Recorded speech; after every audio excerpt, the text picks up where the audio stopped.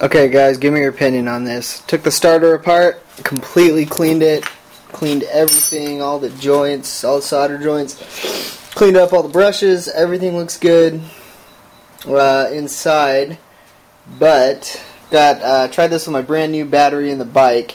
Exact same result as what I'm about to show you. This is with really good brand new car battery out of my 66 Mustang.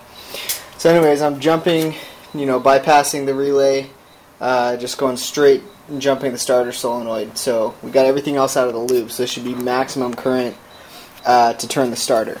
And again, this is with a brand new car battery, and here's what happens.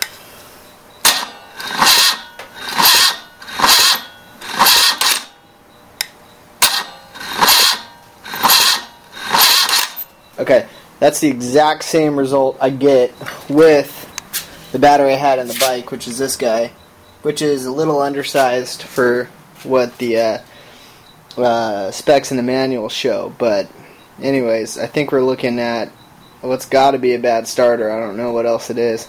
So, give me your thoughts.